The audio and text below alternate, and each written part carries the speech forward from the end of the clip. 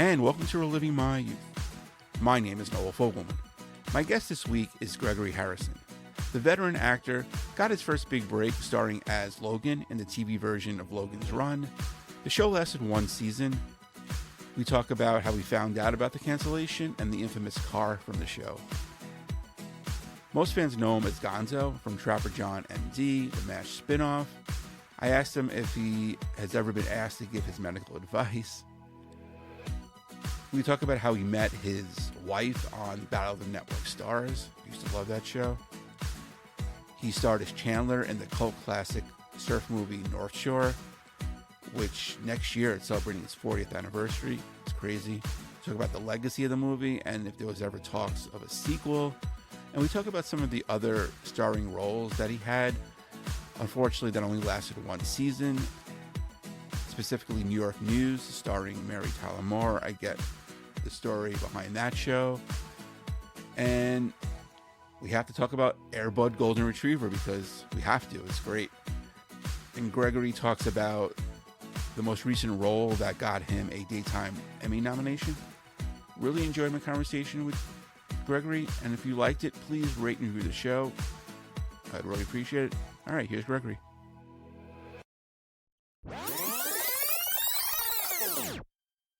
So, Greg, thank you so much for joining me today. I really appreciate your time. I'm glad to be here. Looking forward to it. Yeah. So, I mean, you've had a long career. Don't want to age you, but do you still have to audition? Oh, yeah. Yeah. Oh, yeah. I mean, not always. Sometimes I'll get an offer Right. with people because I've worked with a lot of people, and a lot of the work that I do now comes from relationships and Right. and and that sort of makes auditioning unnecessary. Really, the auditions I do now are more to say, here's how I look now. Nobody's going, oh, can he act? Yeah. Will he show up? Will he know Right. his lines? I mean, all that's kind of a fact, a proven fact now. And they know that I can play the roles. But am I healthy looking? Have I changed in the last 3 years? I mean, that's what they want to know. Right. And so that's what I audition for. And auditions are all on tape now. Are all digital, and very seldom do I go in a room. Which I miss. I Yeah. really miss that, actually. I used to love the rooms. Not because I loved the stress of it, but because I loved 10 of us.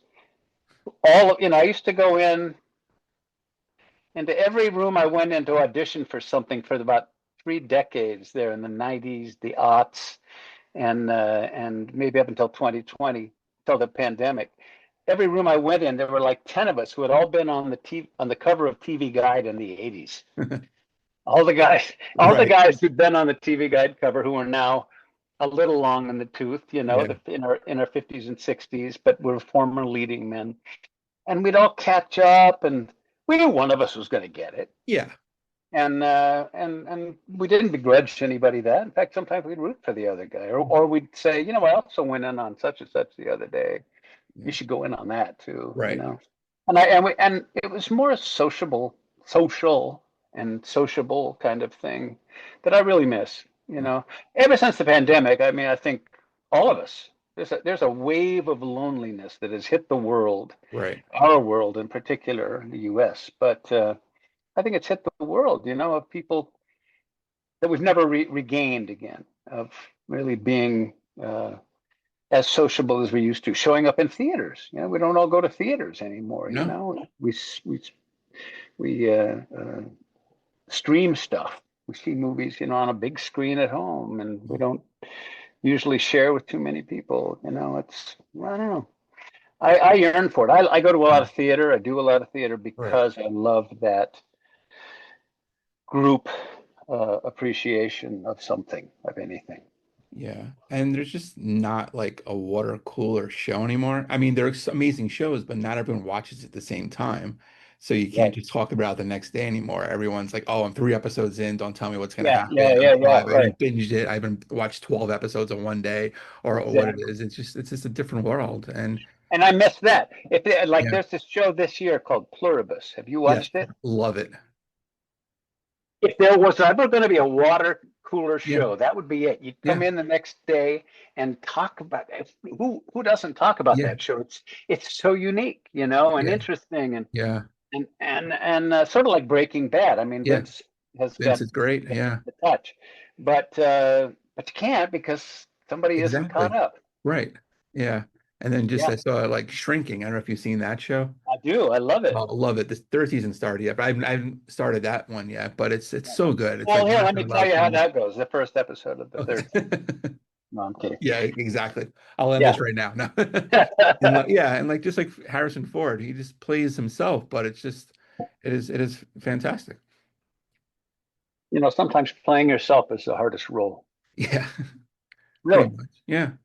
because you playing, you know, you're when you're playing yourself, you have to get past the idea that people are going that you're exposing your real self to an audience. Right. And Shrinking, he plays some deep stuff He does. Yeah.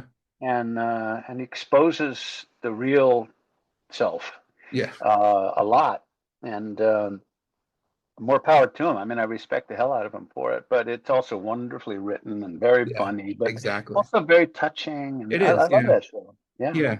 Exactly. From yeah, Bill Lawrence who did Scrubs, and right. yeah, and that's coming back too. So And that's coming back. everything comes back. It's Well, crazy. not Trapper John. No, that's true. But The hell. yeah, maybe another Logan's Run TV show will come.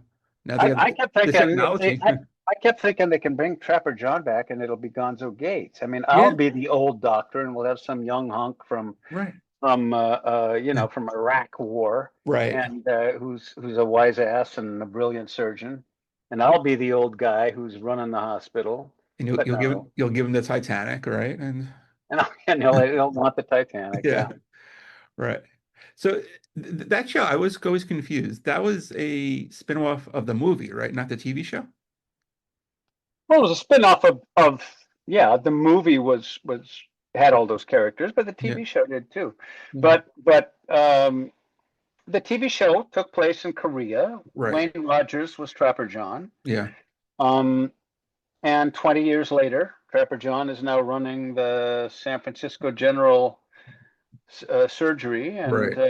and a young kid from Vietnam shows up with an attitude and some skills, and I got to be that. Yeah. And I know you were a medic in the war. Did that help you in that role at all, you think? It did in some ways. I mean, you don't learn any bedside manner as a helicopter medic Right. in the Army, but I got familiar with medical procedures and certainly with with the idea of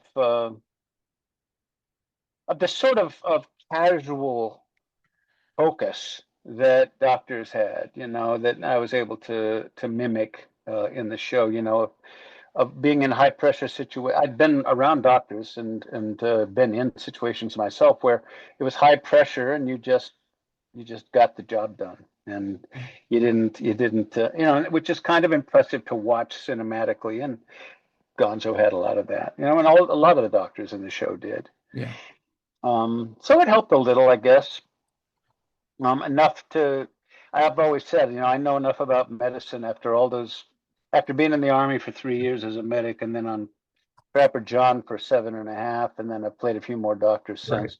I know enough to be really dangerous. Yeah. Exactly. I know enough to convince you to let me do something, and then Right. you'll regret it. Yeah. Has anyone like run into you and actually asked you for medical advice? All the time when I was doing Trapper John, Right. I used to get X-ray. People would send me X-rays of themselves and say, "I think I have lung cancer. Will you diagnose? Can you look at the X-ray? I think I'm seeing something. What do you see?" It's like, I, Yeah. I don't know what I'm looking at. Right. I see your ribs. Yeah. Or I see the outline of your boobs, but Yeah, exactly. that's about all I can read out of that Right. X-ray. Yeah. And you did play a veterinarian in one of the finest dog movies ever, in Air Bud Golden Retriever. I mean, One of the finest dog movies ever. Okay, yeah. I'm going to put that up alongside the review I got for Razorback Oh that, yeah. that Judith Christ wrote in TV Guide. TV Guide, she would write these 1 or I 2 remember. Yeah. line reviews. My favorite review I ever got. Now going to be. This is my second favorite. I appreciate that. Was Razorback, Australia, 1983, starring Gregory Harrison. Arguably the best film ever made about a man-eating pig. I cut that out of the TV guide and framed it and Right. put it up. It was the funniest review I've ever gotten. That's And funny. the fact that she said arguably Or was yeah, what really threw me. right, There were exactly. no other movies about man-eating pigs at No, that time. right. Yeah, because Babe didn't come out yet, right? That's right. Yeah, yeah, That's right. yeah. So was it difficult like with the dog? I mean, I'm sure he was very trained because he was in it a couple of ones, but seeing like No, him it catch wasn't. footballs and Well, whatnot. no, because they had 7 dogs. Okay. They had 7 dogs, and one was the close-up dog, Yeah. and one was uh, the best dog for catching a football. Right. You know, and another. There was one dog. There's a scene in it where the dog is sitting in the middle of a road and a car is coming toward it. And it's a long shot of the dog Right. in the foreground. You see the car coming from way back, and then just before the car gets to him, but of course it's a long lens, so it looks like everything's closer. Just before the car gets to him, I come running through and scoop the dog up and take him out of the frame. Mhm. So I saved the dog. Right. So they had one dog that was so stupid he wouldn't move when a car was about to run him over, and he would just sit there. Yeah. And that was one of the 7 dogs for that Well, stunt. right. And every dog did, look the So same. yeah. They're all purebreds, and they just interchanged them. So Right. it was Yeah. really fun. Yeah. We shot it in Vancouver, and that was sort of early on. I hadn't done a lot of movies in Vancouver at that point, so I was still getting to know what life in a constant rain was like, Yeah. constant drizzle was like. Everything happened in a constant drizzle for months on end, Yeah. I think I'd just moved to Oregon at that point. I'd Okay. moved up there from LA and was sort of learning what the Northwest was like, but man, Vancouver redefined it. Right. Was there talk of you to be like in the sequels? Because you Park got like recast like 4 times, I think. Yeah, no, I went on. I was busy doing other Yeah. stuff. You Right. know, it was a little tiny independent. Those people didn't pay any money, Right. and the scripts were getting progressively worse with each one. And Yeah. it was sort of like I did a Roger Corman film once, just because I wanted to do a Roger Corman Right. film, Yeah. and I didn't want to do 2 Roger Corman films. I just wanted to do Yeah. one. Cross it off the list. Yeah. And I did, and I had little kids at that time. So being in an Air Bud, I remember I Yeah. brought them up to Vancouver with me, and they were on the set every once in a while.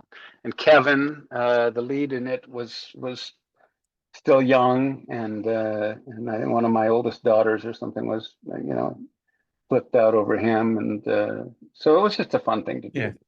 Right. But if they made A like lot an of times I'll say yes to a project just because the life experience of it of course, yeah. is rewarding on some other level than this is going to make great waves in my career, or this is going to Yeah. pay me big bucks. Right. Not, it's not always those two things. Yeah. Now speaking of like waves, if they would have made an Air Bud like surfing movie, you would have done it, right? Without question. A surfing dog, which they have now, of course. Okay. Yes, I would have done that, and every year Yeah. I would have done a surfing dog movie every year if they made such a thing. Yeah. I spoke to John Philbin a couple weeks ago, obviously, Oh, you did? yeah, in North Shore, and I'm trying to get, Matt on. Yeah. Yeah, and talk about like, probably give you another one of the best surfing movies of all time, North Shore, and apology, because I didn't see it until like the early 90s. When I went to college, I finally saw it, and I'm like, wow, this movie's really, really great. Nina Peoples is gorgeous, and Yeah. it was a good movie with Kind of a heart. magical film. Yeah, We didn't we knew at the time that it was capturing sort of this the aloha of Hawaii right, and the harder, darker edge of Hawaii.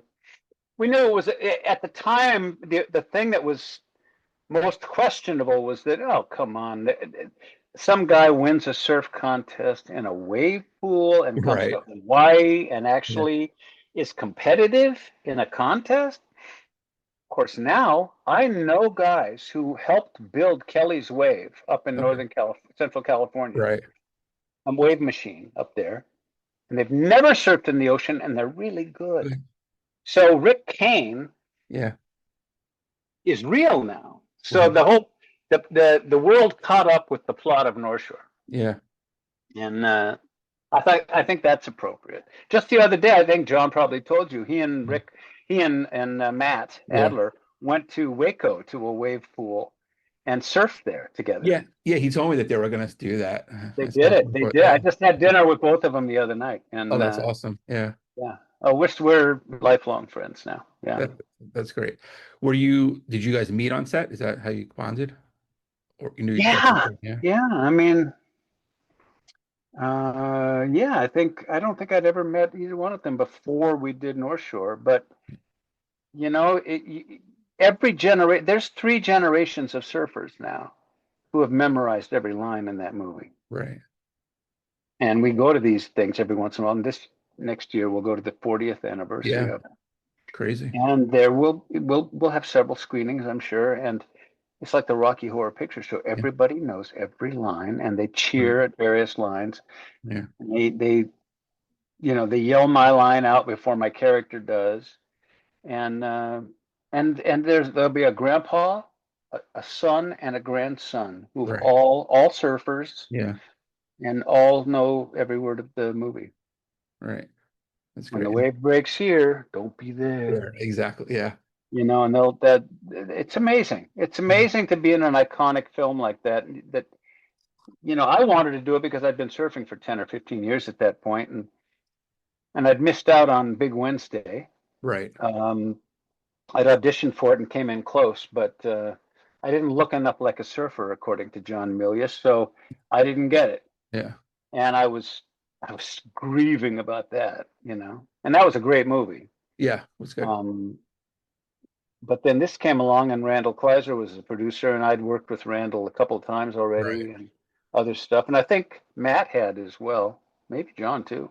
And so Randall just collected the guys he knew who surfed and whose acting skills he liked, and put us all on a Wahoo together. And back then, for $1,000 a day, the Hui, who's Yeah. depicted in the movie, Yeah. cleared the lineup for us Nice. for $1,000 a day. That was big money in Yeah. 1986, and we got all the waves we wanted and filmed them. And then, of course, our director, who was a great director, but he didn't know he was seasick, and so he couldn't do the ocean scenes. Right. When we were out at Waimea Bay and all that, he had to sit in a Boston whaler and try to direct. He got so seasick, and I was the only person there with a Directors Guild card, because I'd been directing episodes of Trapper and stuff. Right. So I ended up directing all the water footage, and it ended up just being a hugely satisfying event in my life. Right. And then that it became not in its first run, it wasn't a huge success. Universal thought of it as a flop, Right. but 5 years later, it was like it was being re-released and DVDs and all that. It became a beloved film. Yeah. I mean, because the business, if the movie doesn't do well in 3 days, it's considered a flop. Right. That's And right. it lives on, in so many different mediums now. And That's right. yeah, and Chandler was basically like the Obi-Wan Kenobi of the beach. The Obi-Wan Kenobi, I guess, but it was the Karate Kid. I was Yeah, uh, Mr. Miyagi. I Yeah. was Mr. Miyagi. Yeah. Wax on, wax off. Yeah, right. Exactly. Shape on, shape off, right? There you go. Yeah. Yeah. Was there ever talk of making a sequel for it? Yeah, so we tried, man. We tried, but Universal, who owned it, didn't want to release it to us. They didn't want to make the sequel themselves Yeah. because they still felt that it wasn't a big enough hit. Okay. That surfing movies weren't hits. Right. But then they didn't want someone else to make it a hit, because that would make them look bad. Right. So they for 2 decades Randall and I and Bill and the director, and we all tried to. We had a plot line laid out. We had a whole idea of it, and it kept shifting as we got older and older, Yeah. and the professional surfing got different and all that. But it was still a worthwhile thing to pursue. Universal never released it to us. Wouldn't. That's a shame. Refused. Yeah. Yeah, it was disappointing, but onward and upward. Yeah. I've done so many. I've been so lucky in my career. I've done so many other things that Yeah, I totally. can't I can't moan and groan about anything. No, definitely. Do you still surf now? I do. Yeah. Yeah. Not the big waves anymore. No, right. I'm 75 years old, so I take it easy, but I still love it. I love the lifestyle. I love everything about surfing. Right. You No. know, I love the anticipation. I love the ceremony of it. I love riding waves, of course, but everything surrounding all of that. You know, the idea of getting to the beach and will it be good today, and sitting on the out in the lineup, staring at the horizon, watching the sunset. I mean, everything about it is Yeah. almost a religion to me. Yeah. Did you teach your kids to surf? No, because I raised them all on the Oregon coast, which Oh, is okay. deep, deep, dark water with lots of sharks. Every time I'd go surfing, they'd think they were never going to see me again. Right. That's probably because of my wife, who is Yeah. from Iowa and kept saying, "I can't believe you're going out with all those sharks." Right. And the kids would hear that, and so they didn't want to go, No. you know. Yeah. And you met your wife on the Battle of Network Stars, right? Did, yeah. Randy Oakes. I Yeah. met her. What 1980 Battle of the Network Stars yeah. at Pepperdine. Yeah. What events were you doing then? Well, they had like the obstacle course Yeah. and a bunch of things in the pool. I mean, we were wearing spandex. She was in this spandex bathing suit. There was an event. One of the events was she sits over a pool, a box of water, Yeah. and you throw at a target with softballs, and if Oh, you okay. hit it, she drops in. I hit it 3 out of 3 and knocked her in. I picked her to do it because she Yeah. looked great. Right. I wanted to see her wet, and Yeah. the water was cold, and Yeah.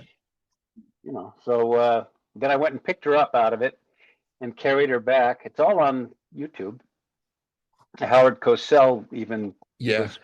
was speaking about there's something going on here between Gregory Harrison and Randy, what do you call her, Randaroo, remember Dandaroo? Yeah. Randaroo, she ended up hosting the next one with him, Okay.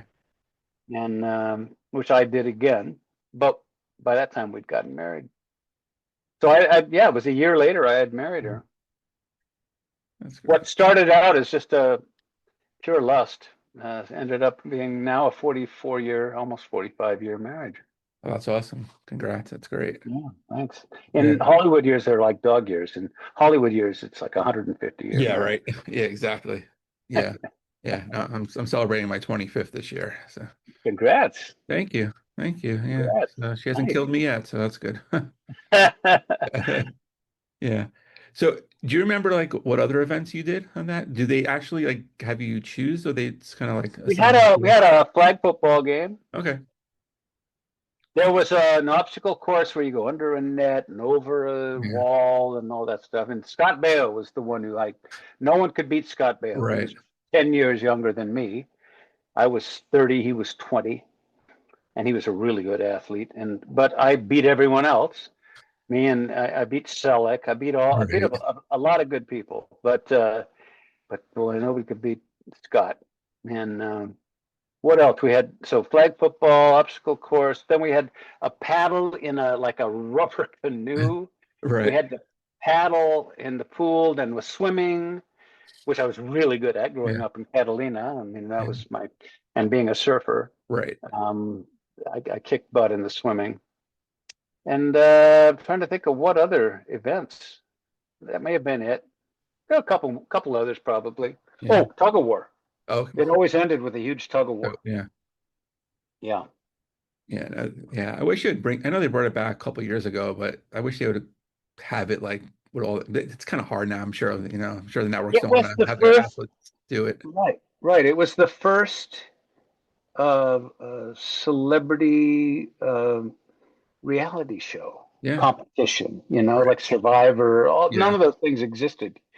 This was the first competition, and it was all celebrities because there was only three networks, and all Yeah. three networks had teams of about 10 people on the Right. show. And it was a weekend. It was Saturday and Sunday, and if you won, you'd get $40,000, and if you came in last, you'd get $20,000. So all of us were going, well, yeah, man, Yeah. 1980, Yeah. Big that money. was good money, Yeah. man. And so all of us, yeah, we're in, and if you got asked, and Randy did also the Circus of the Stars back Right. Remember then. that. Yeah. She flew trapeze, and I never did that. Never did the Circus of the Stars, but I watched her train, and it was amazing. I mean, those were really fun days. The network, when it was three networks, it was a really fun kind of life in Hollywood. Yeah. And you'd travel, you know, when at the beginning of the season you'd go out and meet all the affiliates in New York, and then you Right. go to Atlanta and meet all the affiliates from the southeast, and then you'd fly to Seattle and meet everybody from the northwest. And this was all the actors in television would get on planes and fly together, stay in the same hotel. You can imagine the parties and the flirtations and the just the friendships that got built Right. around all of that. You know, it was such a social world back then. Yeah. Do you know how many pilots you think you've done that didn't get picked up? It didn't get picked up. Yeah. 15 maybe. Oh, wow. Okay. Yeah, maybe 15. Yeah. Um, and I've done 7 series that got picked up. It got picked up outside of Trapper John and Logan's Run. Seven Right. series got picked up and lasted one season. Yeah. Yeah. It's a shame because Um, I remember The Family Man, and yeah, I thought that had, some good yeah, opportunities. Yeah. yeah, yeah. And the one I vaguely remember, that's probably why I didn't ask because I didn't watch it, but was New York News. And it That had showed, a hell of a cast. yeah, Mary Tyler Moore, Madeline Kahn, like Joe Morton. Like, what happened there? Um, Mary uh, went on the Tonight Show and said she hated it. Oh, Right, okay. right when Les Moonves was making the decision about whether to pick it up for Right. the second season, and that shut it down. Right. She wanted a show. She had asked to be in a show where she wasn't carrying it, where she was playing. You know, she was playing the editor of the paper and Right. all that. But then I think her ego got the best of her, and I think she decided that she did want to be more active in the show, Yeah. and she asked for that, but they had already written the Bible of the show, you know, with her showing up every episode for a page or two, but that was it. Right.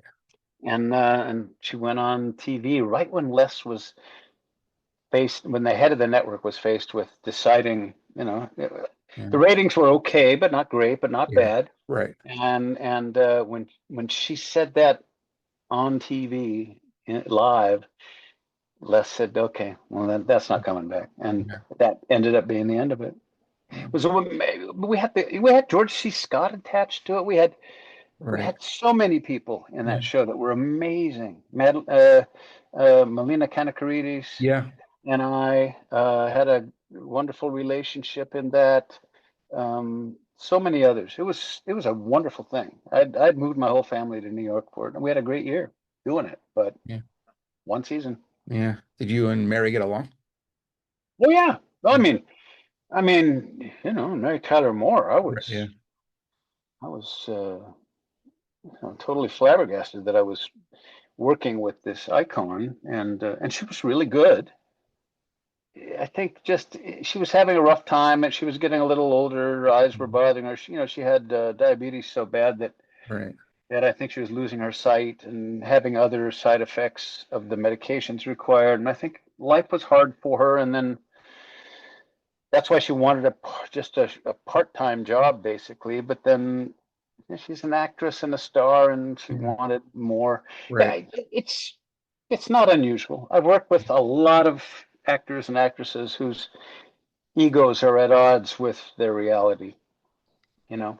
Yeah. And but I don't hold any hard feelings about her. I mean, she did Yeah. what she needed to do, and she got the show canceled, and maybe that's the best thing that could have happened. We all went on to other work. I Right. mean, none of us were hurting for work after No. that. Hey, it's Noel. We'll get back to our conversation with Gregory in just a second.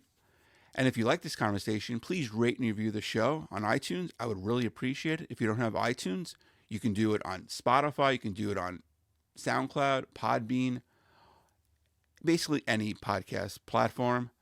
And if you have a guest suggestion, I'm always taking suggestions. You can leave it on my X account, formerly Twitter, at the first Noel19, or do it on the Reliving My Youth Facebook page. Just like the page.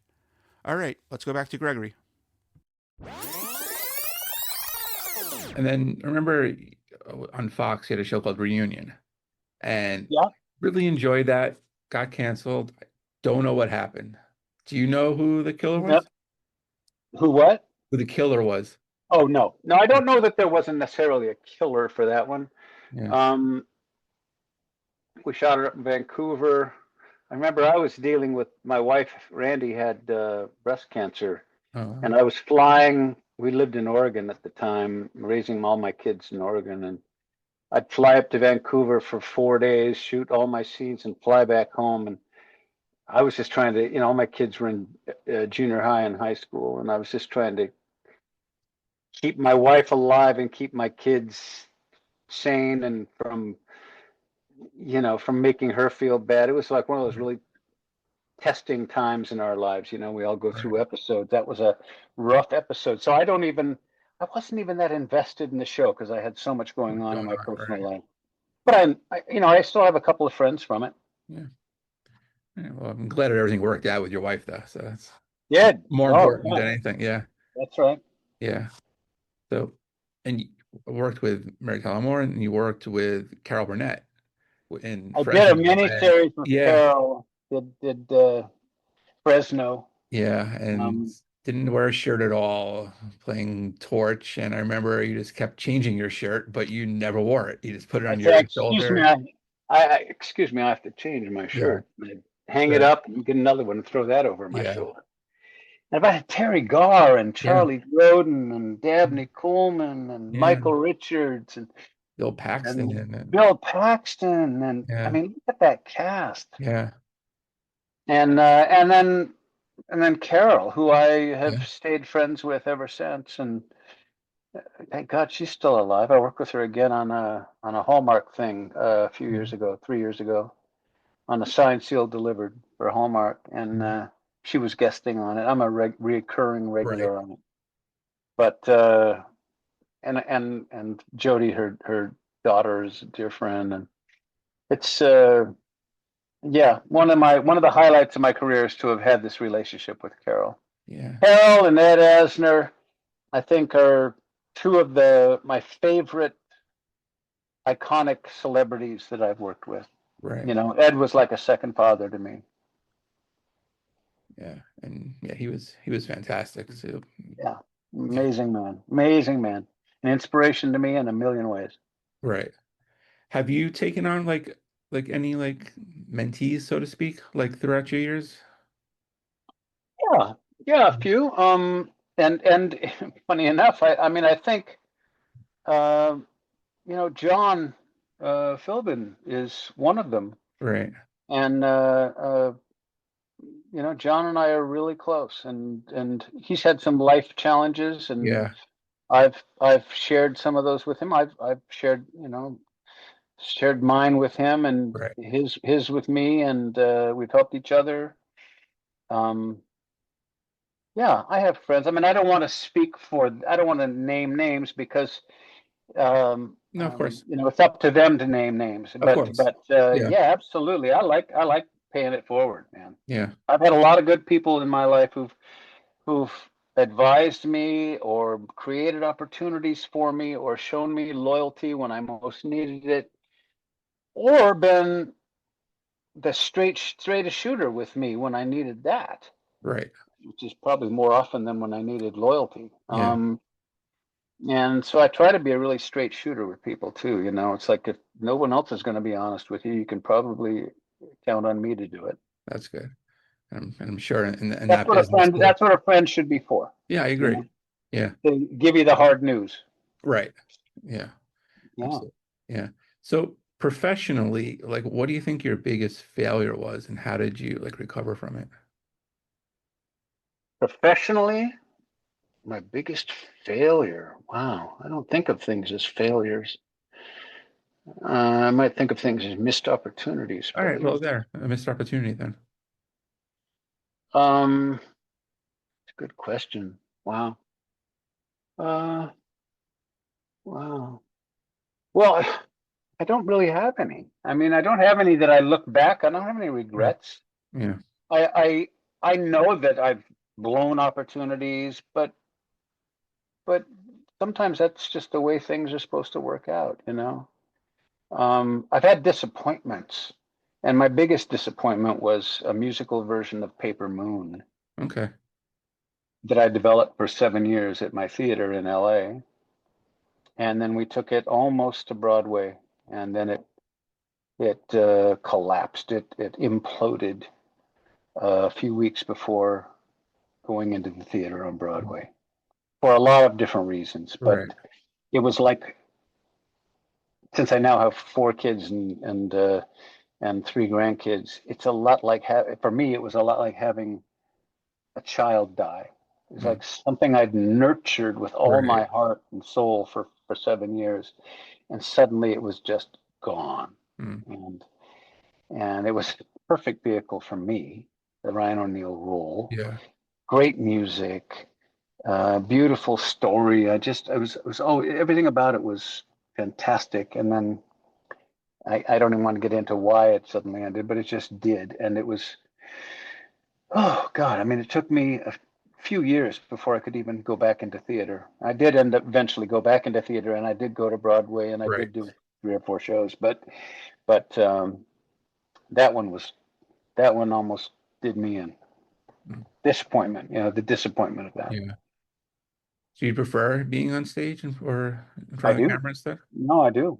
I Mm. do. Again, what we're talking about is, I told you, the world is a much lonelier place now, and so anytime I can be in a large group, Right. not like a bar. I hate bars. Yeah.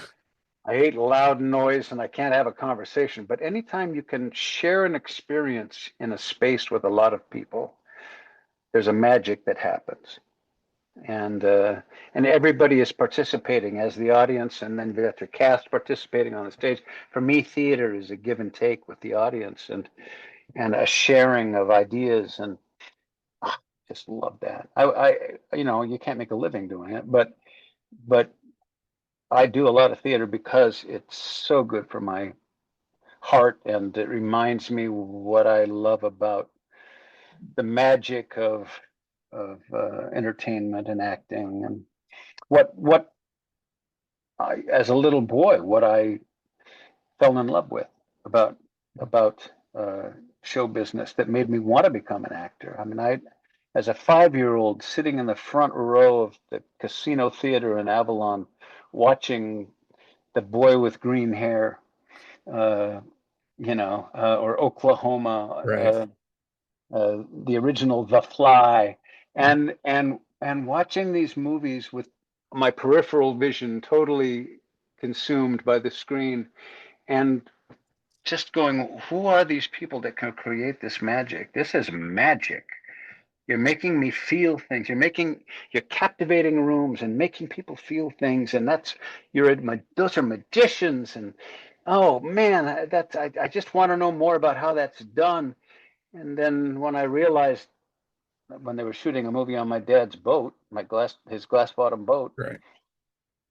10 years later, I realized, oh, you just do it till you get it right, and then we'll move on. You do a little piece, and you do enough little pieces, you put them together, and there's the magic. And that was like, I knew that day, I was 15, that was the rest of my life. And I've never regretted it. Never had a second thought. Never wondered if I should be doing something else. Yeah. Was there a plan B or no? Oh. Never, never. Right. Yeah. No, I didn't come for a test run. I came for the duration. Right. I went east to Hollywood from Catalina, Yeah. and Yeah. I wasn't leaving. Right. Would you consider, like, if the right opportunity came up, to go on Broadway again? Oh, absolutely. Yeah. Oh, you couldn't? Yeah, Yeah. sure. Yeah. Oh, that's great.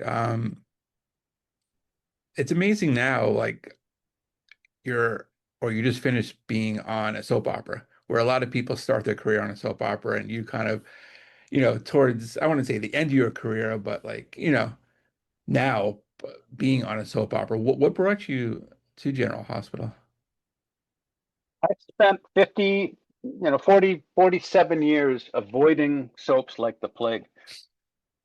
Um, once I mean, I knew that a lot of people started out in soaps, but I came east to Hollywood from Catalina. My first job was a feature film starring.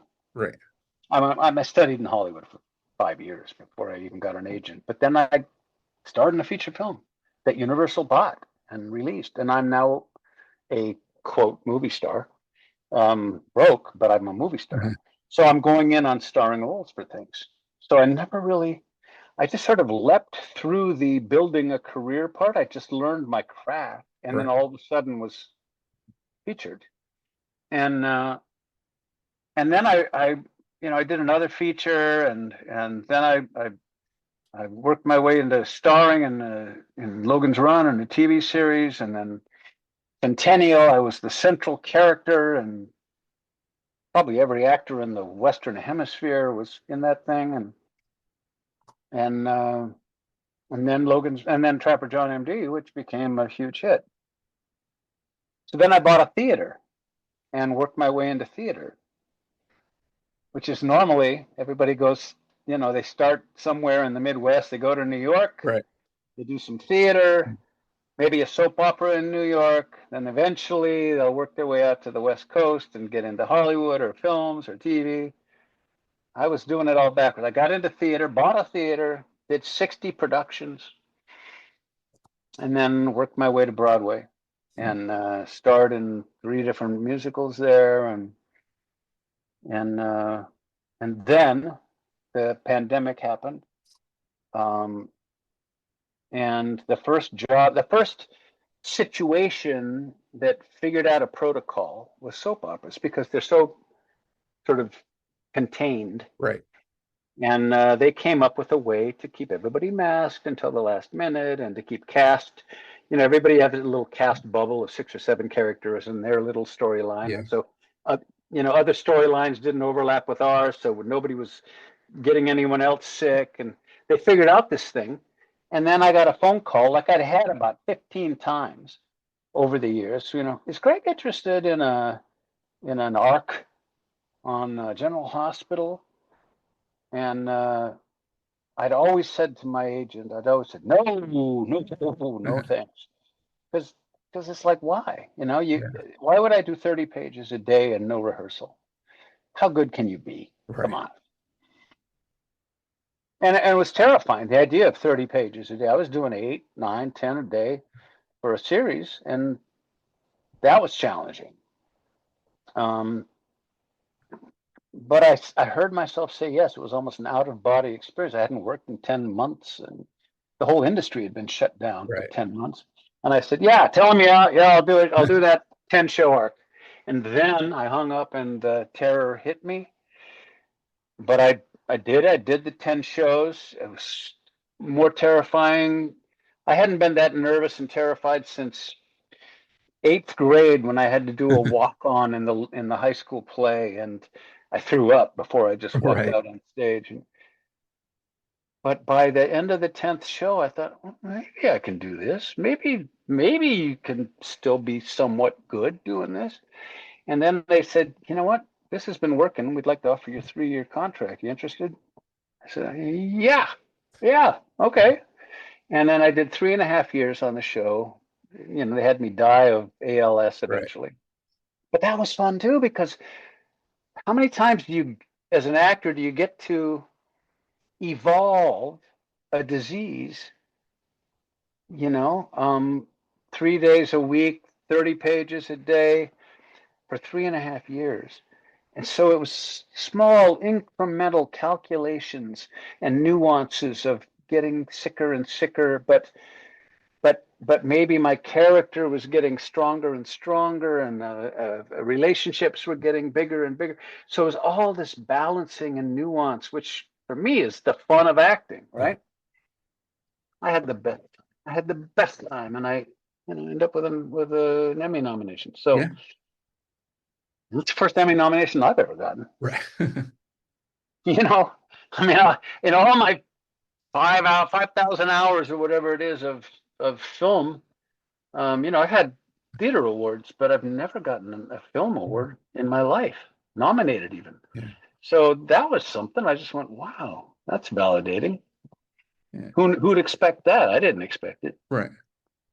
Did doing the soap kind of like rejuvenate your love of acting? Did it ever die? Did it no? No, it never died. No, Right. but it allowed me to. It reminded me that I still got chops. Right. But I had just done a play just before they asked. I had just done a play just before the pandemic started. Um, um, that was a huge piece of work down at the Laguna Playhouse, Lion in Winter, and I had pages and pages and pages and pages of dialogue that I was pontificating all through the whole play, and I had memorized all that, and eaten the furniture with that role, and I had reminded myself then that, oh, you can still do this. I hadn't done anything quite like that, demanding in a while, and here I was 70, and I was thinking, can I still do it? And that proved to me I could. So when the offer came in to do the soap, I think partly why I said yes might have been because I had realized, no, you can memorize huge chunks of dialogue and give performance. So I did it, and now I'm just looking for more. Now I'm feeling very confident about it and looking for more. And if another soap came along, I'd probably, say yes. I probably would. I mean, I just like working. Yeah. I like being creative. I just finished an episode of 911. I'd recur on it as Yeah. the father of two of the leads, and there's another one I think coming up down the road. But I just like working. I feel creative and happy when I'm working. When Right. I have a purpose and I'm thinking creatively, life is good. Life is sweet. Yeah. And you've recorded on a lot of shows, or you've done like one-offs. Is each set different? Like who decides like the kind of the attitude of the set, maybe? Is it like the lead of the show? Is it like the writers, the directors, kind of like how, accommodating or warming a set can be? Yes, all the above. Right. It depends. Yeah, a lead character on the show can set the standard or set the bar low. Um, the producer has a lot of Mm. impact. The director, the showrunner, of course, Right. um, and the director can. Directors generally don't. Television directors generally don't set any kind of a bar. Mm. They're more technicians in Right. television. Producers and showrunners really set the standard for things, and the star, or like in Signed, Sealed, Delivered, which I've been doing now Mhm. for 8 years, 9 years. We do 2 or 3 movies a year usually, uh, 1.5 hour movies Right. with the same cast. The whole cast sets it. Okay. The cast is all of us set Yeah. this standard, and whoever's guesting comes in and feels the warmth of that what we've said as a Mhm. group, and Chesapeake Shores was like that. Treat, my Right. dear friend Treat, Yeah. who I'm still grieving every I day.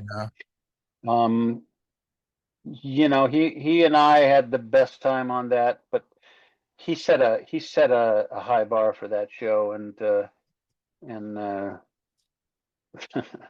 and Diane and everybody in that show was very professional, and Right. and yeah, yeah. I mean, it can change. It changes around, and I've been on I've guested on shows where pretty dysfunctional, Yeah. and everybody's sort of backbiting or not being there for each other, and that's no fun. I don't want to be. Life's too short. Yeah, Life's too short, exactly. Right. Yeah. Life's you too know, short to be an asshole, or to deal with them. Yeah, that's true. Yeah. Yeah, Yeah. yeah, Yeah. And you recurred on, the Friends spinoff Joey, for a yes, bunch of yeah. episodes. That was Yeah. so fun. That was so fun. I was sorry that it didn't go much longer. Not surprised, but I Yeah. had such a great time doing that. Matt is a unique, funny guy, Yeah. and then the character I got to play was Yeah. It was a fun so the character. opposite, so Yeah. the opposite of who I am, Right. and Mean. that was really fun to play too. Yeah. And I mean, remember one episode we had George Hamilton and me Yes. um, Yeah. um, partying with a whole bunch of babes. Yeah. Yeah, and that's what we called them, babes. Right. And and Joey was of course very envious and wanted. He Yeah. looked at us as his heroes Right. because we had lots of young babes, Yeah. and it was just the whole thing was so absurd and ridiculous and fun, Yeah. Yeah. Did Matt kind of feel the pressure of just kind of being like the solo lead in that show compared to like being He ensemble for years? probably did. He Yeah. would be crazy if he didn't, because there was a lot of pressure. But we shot it at Radford, where they had shot Friends, at Okay. the studio there, and and he handled it with grace. I mean, Yeah. at least as far as I could see. I don't know. He may have gone up to the writers' building every night and Yeah. not been so graceful, but I didn't see it. Right. He was always wonderful, generous, nice, and always delivered the goods in front of an audience. Yeah. Yeah. I think they finally released the unaired episodes Yeah, recently. I'm So seeing them on social media. I'm yeah. seeing, yeah, it's amazing. Yeah. No, it's a shame because it probably had potential if they gave it a little more of a chance, but that's the Well, business. the business, that's the business. Nowadays, shows get a lot longer than they used to get Yeah. because they don't because there's so many venues Right. and they don't really cost quite so much. Um, So generally, most Yeah. shows you can do a good sitcom for a lot less than you used to be able to, just because the equipment and Yeah. technology and all that is easier. So maybe they'll get more of an opportunity for good shows to settle in. Yeah. Hopefully.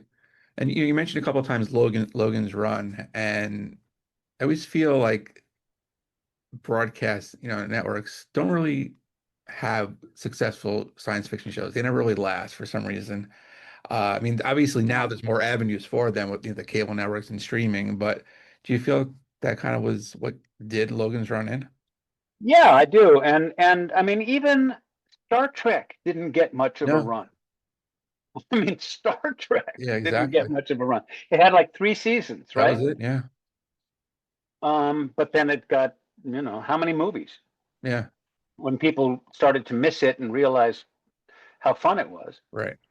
Um, but they didn't really know what to do with us, and Star Wars came out at the same Yeah. time, which sort of reinvented what special effects, Right. what futuristic special effects were going to be. And the network, we were the most costly show on the air that year for CBS, and I don't think a network wanted to start spending more money on special effects. Yeah. And they just went, we can't compete with Star Wars effects, so let's cancel it. I remember we were in the middle of shooting a scene, like episode 15 or 16 or something out of a 22 show season, and the lights went out in the middle of it, and said, "That's it, we're canceled." Oh, geez. At MGM, right in the middle of a scene, the word had come down, and right in Wow. the middle of us filming, the lights went out. It was pretty brutal. It was a pretty Yeah. brutal Hollywood moment. Right. And my dear friend Pat Duffy, who's still one of my closest friends in the world, was shooting The Man from Atlantis across the street from Okay. us at MGM. We'd go to lunch every day and compare notes because it was his first series. We had the Yeah. same agent, and he always looked like he'd been smoking a million joints because he was underwater in Right. that tank with chlorinated water, Yeah. swimming all day every day. His eyes were always bloodshot. We'd sit and have lunch in the MGM commissary and talk about how to try and be the head actor of a show. Yeah. both of us, I'm sure, had a lot to learn. Right. I think it ended well for both of you. So Oh, yeah, yeah, yeah, yeah. yeah, totally. Did you ever take anything from that show? Like, any props or anything? Oh yeah, no, I took my whole my costume Yeah. and my gun. I took Yeah. my gun, my boots. I just gave the boots and the gun to a fan of mine, a Logan's Run fan, and in France, Right. who runs a whole Logan's Run because it was a huge hit in Europe Right. and England. Um, he runs this huge site with thousands and thousands of members, and he's just, he's flown over here several times to meet me at some signing event or something. Yeah. And I just thought, what, I'm not going to hang on to this stuff, and I'm not going to get on eBay and try and sell this stuff. And Yeah. my kids don't care. Right. This was 30 years before they were even born. Right. Um, he cares. I gave Yeah. him all my stuff, That's my great. uniform, my Yeah. shoes, my gun, Right. I mean, that uniform had a smell because you and wore some that every scripts and episode. and some original scripts that I signed. Oh, that's cool. Yeah. Yeah. Yeah. What kind of car was that was underneath? There was the stupidest car. What was his name? Dean. I can't think of his last name, but he designed the car. Yeah. And of course, it had a little skirt down around it. It was Right. supposed to be a hover car, Yeah. but it had wheels. And when we would be and we almost all the scenes, once we got out of the dome city, it was all desert and dust, and the wheels were throwing up dust everywhere, and leaving wheel tracks Yeah. in any wide shot. But that was all they could do. I mean, they didn't have CGI Yeah. and all those things. Right. So it was pretty silly. Yeah. Did you ever want to do science fiction again? I love science fiction. I would do it in a minute. Yeah. Yeah. I was a huge science fiction fan when I got the show. And just 6 months before I did Logan's Run, I was watching the movie Logan's Run in the Right. Cinerama Dome, which was brand new Yeah. back then, 1976, I think, 77. And I was sitting in that huge Cinerama Dome.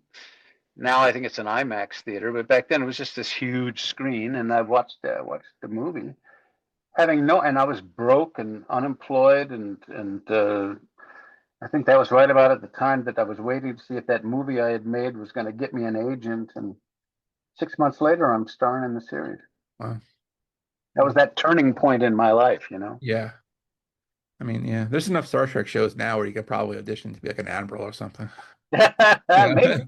Yeah. Yeah, maybe. Yeah. So how much fun was doing Falcon Crest? At that point, there were so many of those, I had a great shows. time. Falcon Crest was my first bad guy, so Yeah. for me it was redefining. Um, Playing Michael Sharpe was the most fun I'd ever had as an actor at that point Yeah. because he was so outrageous, Right.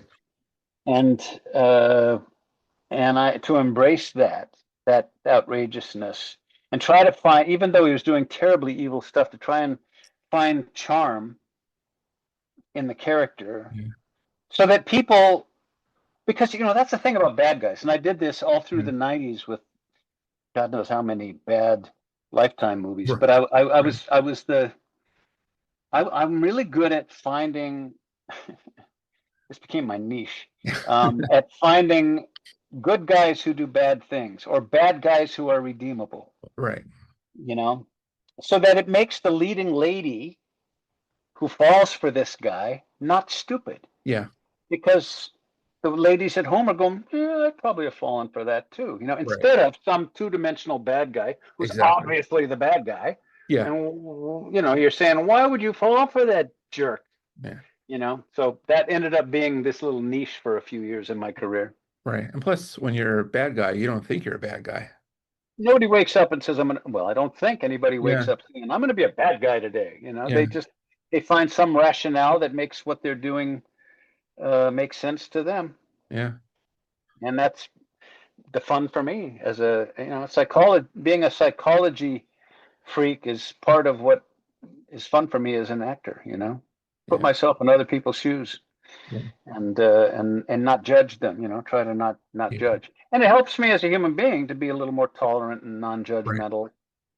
Although I have to say I'm getting a little more judgmental these days, but But only Yeah, yeah, because I'm value driven, and politically, it's people say you shouldn't let politics divide your friendship. Well, Paul, if you don't have my values, I don't know that I want to be your friend. yeah. It's hard. I'm dealing with that too. It's yeah, Yeah, yeah, it's yeah, tough. I mean, yeah. we don't have to belabor the point, but it's a hard time in the world right now. It is. I mean, you could be on the other side, but just be respectful. There's once you say something, it's immediately yelling, and it's just Right, that's right. Yeah, we've had plenty of time before what's going on now where people have opposing views and people discuss it like, rational people, but yeah, not right. anymore. Hopefully this phase will end soon It's and like a virus. I hope it passes. yeah, exactly. Just have to kind of suck it up for now, Yeah. unfortunately. Yeah. But Greg, I really appreciate your time today. This was fantastic. One more question. Was there ever a role that you did that just kind of stuck with you after a while that you couldn't just like shake it off? Um, I did Follies on Broadway with Treat and Yeah. Blythe Danner and Judy Ivey and amazing cast. And in that show, there's a moment when I'm singing "Live, Laugh, Love," huge, big number with tons of dancing women, and there's a moment in that song where I forget my line, my lyrics, and I collapse and uh, and I end up on the floor alone, sobbing, and everything moves out from me, and I'm just left in a overhead spot on a bare stage floor, totally destroyed. And I don't know how to act and fake those things. So for me, um, I mean, literally, it was by the time we'd done a run for a few months, I was having physical problems because of it. My neck and my back, and just because the collapse and all of it took such a toll on me. It was interesting. Hmm. I'd never experienced anything quite like that, Wow. and I had to. It was a real test. It gave me a great respect for people who have to do that kind of stuff for sometimes years on stage or on film.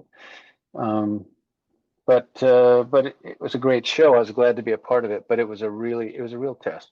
Hmm. That one affected me. Right. Otherwise, no, I'm not like remember Anthony Quinn he played the Pope in a movie when I was a kid, and there were stories about how he'd go home after shooting all day and have his wife kiss his ring and and treat him like the Pope. I don't know Right. how the Pope didn't have a wife, so I don't know how that Yeah, really that's worked, true. but I've never been one of those actors. In fact, on a set, I can joke right up to 10 seconds before action Hmm. and then play. And sometimes it's better if I'm joking or staying light right up because I trust that it'll come. What I need emotionally will Right. come when they say action. I've done my prep. I've done my homework. I've Yeah. done, I've explored the emotional map and I know the path to it. Right. And it's better if I don't try to tap into it early. And so then and as soon as they say cut, I can walk away and Yeah. not in touch with that at all, not that character or that Right. emotion or any of it. Hmm. And I think that allows me to have more energy during my day, instead of Hmm. always trying to stay tuned into it. Yeah. I can walk away and come back. Right. Yeah. But once again, thank you so much for your time. I really appreciate it. Hey man, what a pleasure. And you asked great questions and I wish you well.